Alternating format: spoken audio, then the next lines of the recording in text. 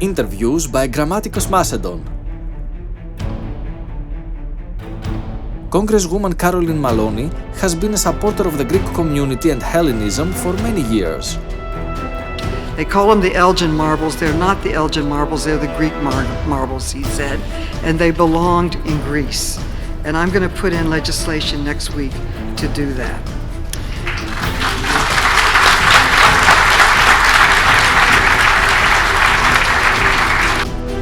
Congresswoman Károlin Μαλόνι has helped lots of Greeks at a personal level, helped Greek community organizations, visited Greece almost every year, and raised awareness of Greek national issues.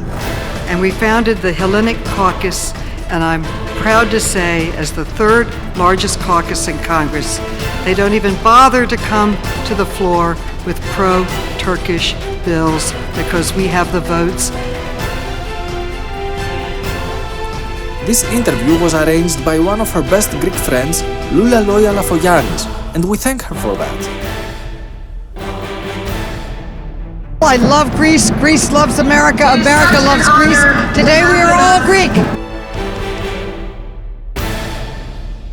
Today, I have the great honor to be with Congresswoman Károlin Μαλόνι.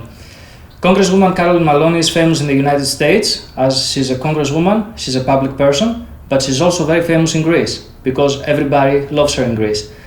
So, Miss Károlin Μαλόνι, how are you today?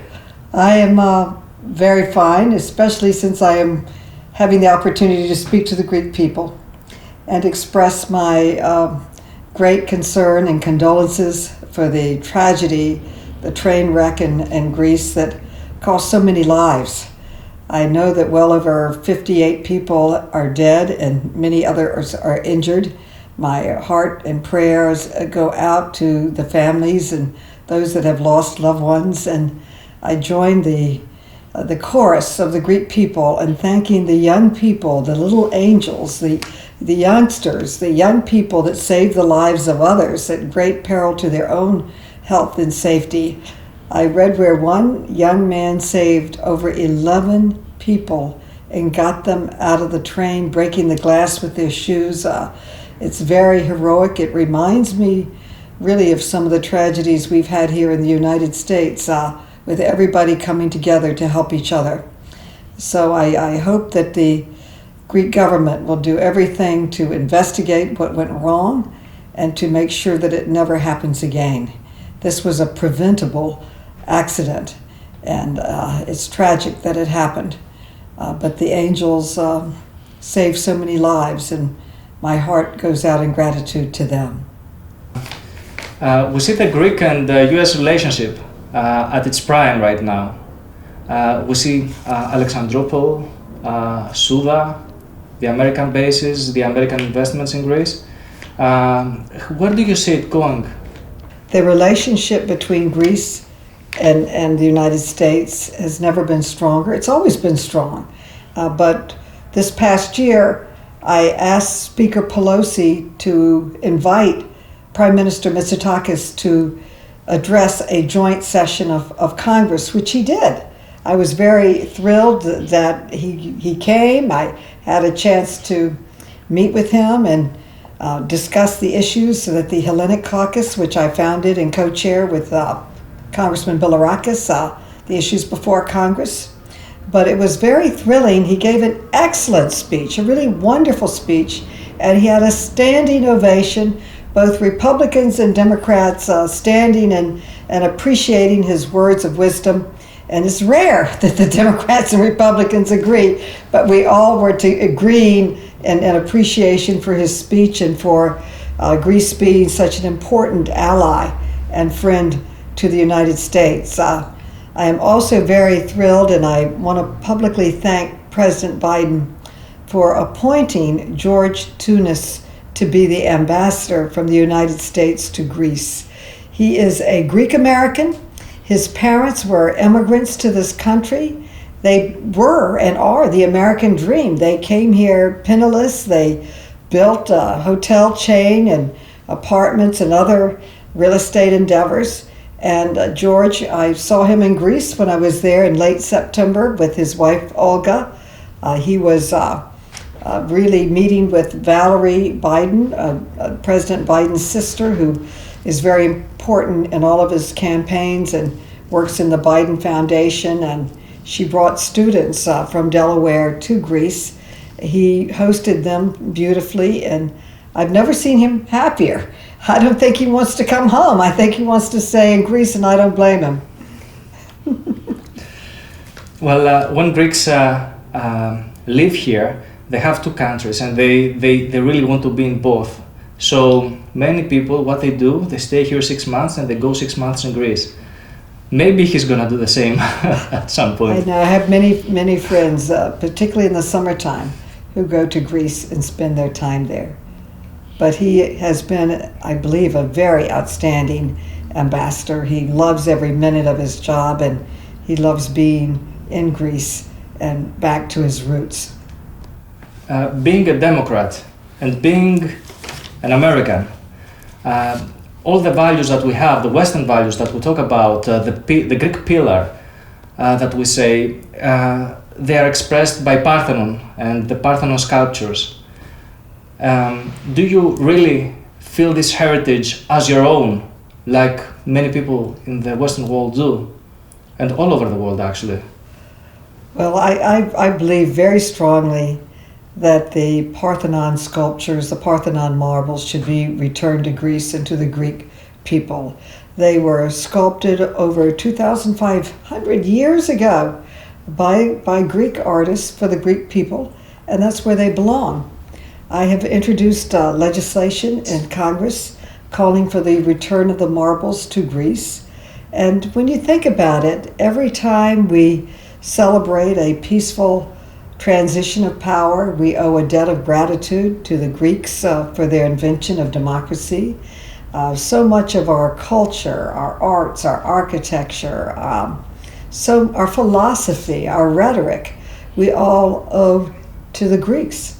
They created it. This culture is very much part of the American culture, the democratic culture, and very much part of it are the sculptures that were on the Acropolis. That is where they belong.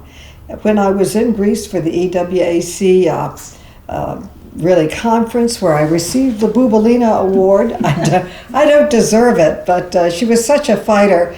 But many of my Greek friends call me Bouboulina because I fight for the Greek causes here in America. So it was a great honor to receive this while I was in Greece, and also an honorary doctorate from Petra. I was an educator before I got elected to Congress, and this is a great educational institution, and I was very honored to receive this honorary doctorate. It's one of the great honors of my life. But the greatest honor of my life would be to play a part in returning the sculptures to Greece, where they rightfully belong. And I want to work on creating a special committee of concerned Americans and Greek Americans and just concerned people that this really beautiful expression of Greek culture should be returned to the Greek people. And I think that we owe such a debt to Greece. The very least we can do is return the sculptures to their rightful owners. Now, Lord Elgin says that he negotiated and got the sculptures from the Ottoman Empire. But the Ottoman Empire were invaders. They had no right to give the sculptures to anyone, they belong in Greece. It's true that many museums want to display them. Some Greek great art is displayed here in New York in various museums and across our country. But it really belongs to the Greek people. I'm sure that they would share it and loan it to museums to be seen, but it should go back to the Acropolis and back to the foundation where it came from. It was sculpted by Greek artists for Greeks, and it belongs in Greece. And I will be marching in the parade for the appreciation for all of the contributions of the Greek American community to our great city, but also marching for the return of the marbles. I have to admit that when I first visited Washington, D.C., I thought I went back to ancient Greece. That's true. And that's true. So many of our institutions, the Capitol itself, our Supreme Court, the homes of Washington, and all of them, they are all Greek architecture. Monticello is a beautiful example of Greek architecture. And many of the monuments that we have on the mall are based on Greek architecture. So we owe so much to Greece, we could never repay the debt of what they have given to us in the world. I wanted to say that this is one of the reasons that Greeks, when they come to the United States, they feel at home, and right, because they see lots of common things that we have. When I go to Greece, I always feel so much at home because I see so much of what is in America, which we copied from Greece, in Greece, only it's in really the birthplace of democracy and of so many of the same values that we share as two countries. And Greece has always been a great ally to the United States, and I believe that going forward we'll be even greater allies. The fighting of the Greeks during World War II, they said they fought so bravely and played a major part in the defeat of the Nazis. You're also aware of the Cyprus issue and the fact that there is a European state right now being divided in half, being half occupied actually, and a European capital, Lefkosia or Nicosia, being cut in half like Berlin was during the Cold War. So what do you think? Do we have any chances of getting things better over there? Well, it should be united, and it's outrageous that 50,000 illegal invaders are still in Cyprus and that it is divided. After all, Germany has been united, and I was hoping that the same would happen with Cyprus. I worked very hard for it to go into the European Union, and I thought that would bring them together. It's still under negotiations, but it has to be done in a way that is just and fair to the Cypriot Greeks and to all.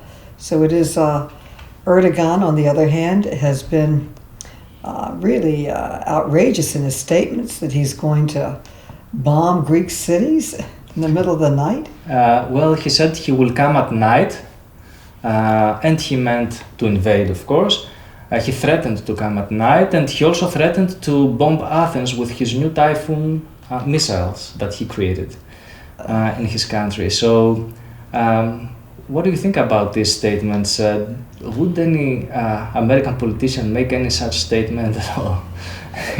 All I can say is, how can anyone make the statements that Erdogan has made? He said he would come at night. That's threatening. That implies invade. And that he would use his new missiles to attack Athens. What kind of 21st century leader makes these type of statements? It's outrageous. And also, besides the outrageous statements, he also tries to block Sweden and Finland from joining the NATO alliance. And he's also blocking Sweden and Finland from joining the NATO alliance. So this is really disruptive and wrong. Do you think that this can create lots of problems for NATO itself? One NATO country threatening another NATO country, and at the same time blocking some countries entering NATO? Well, I really am very concerned because one NATO country is blocking two other possible NATO countries from coming forward and being part of the collaborative effort for peace. In this case, Finland and Sweden, and that's disruptive and completely wrong. About the Macedonian issue, it's still controversial in Greece, and there are the northern neighbors of Greece. They still make maps saying that even Thessaloniki belongs to them. They still teach them that they are Macedonians, and the rest of the Greeks who live in the south are not Macedonians. What do you have to say about that? Do you think that Macedonians were people from a Slavic country or something? Well, we all know that Macedonia is Greek. Philip II, Alexander the Great, they lived in Macedonia, and when you see a piece of when you have a historic archaeological find, and it's from Macedonia, it has to be clear it's from Greek Macedonia. It's very, very important. And I find that some countries that have printed maps that claim Macedonia for other countries, it's absolutely wrong, or put on their money the towers and the symbols of Greece. It's absolutely wrong. You can't take another country's culture away from them. And Macedonia is Greek, period. And the last question, how is your personal life, and when do you plan to go to Greece next? Well, I'm very fine with my two daughters. I'm a widow. My husband passed away, as you know, and I plan to go to Greece in May and see my friends and go to the Parthenon, go back to the museum, and really become inspired to work harder to reach out to colleagues in America and in Britain with the message that the sculptures, the spectacular sculptures, should be returned to Greece.